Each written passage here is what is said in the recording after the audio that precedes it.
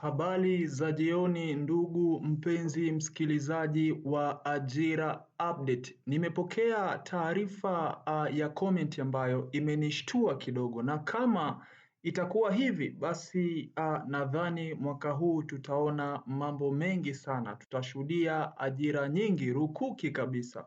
Naomba nisome hii comment alafu kisha nitaitolea ufafanuzi.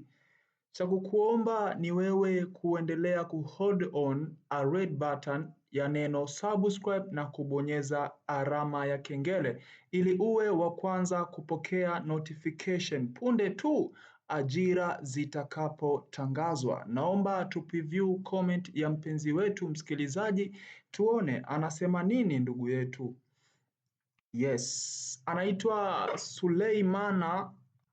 Anasema ya kwamba kaka, mbona nimesikia mwezi wa 7 ajira za uhamiaji nyingine zinatoka kabla ya hao walioko kutoka hilo, kabla ya watu ambao wameenda kwenye mafunzo. Ni kweli au uongo kaka? Wanataka kufanya kama vile mwaka 2021. Hii naifahamu. Mwaka 2021 jeshi la uhamiaji walitoa ajira mara 2 kwa mwaka. Sasa akasema ya kwamba maana tushaomba sana mara 4 tunaomba tunakosa. Yes, ajira kutoka jeshi la uhamiaji mara nyingi kupata inakuwa noma sana mzee.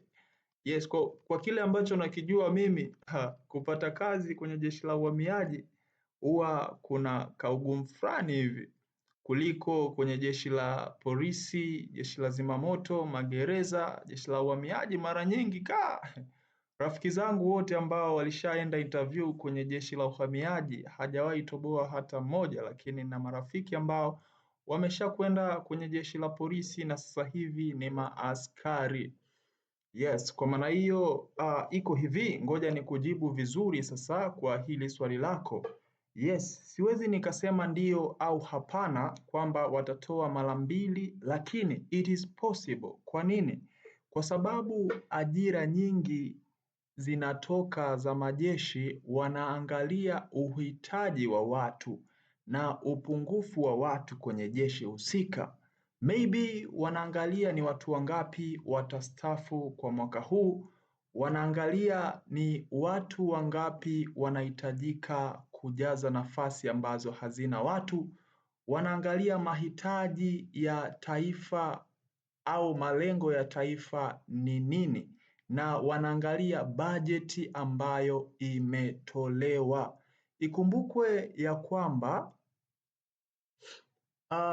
bajeti imekwisha tangazwa. Sasa hatujui kwao kwenye bajeti yao wamewekewa kiasi gani.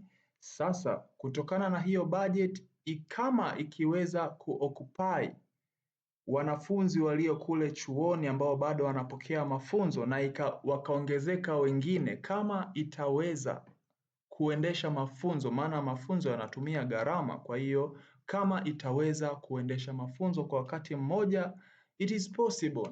Na kama kuna uhitaji wa askari wengi wa jeshi la uhamiaji, it is possible. Kwa maana hiyo tusubiri, chochote kile kinaweza kutokea, ila tambua ya kwamba kazi zozote ama mafunzo yoyote yanaendeshwa kutokana na bajeti iliyopo.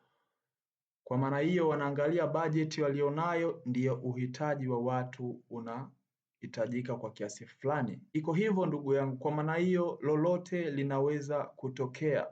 Lolote linaweza kutokea, ila bajeti ndiyo kila kitu. Huenda 2021 bajeti ilikuwepo ya kutosha, na pia kulikuwa na uhitaji sana wa askari wa jeshi la uhamiaji.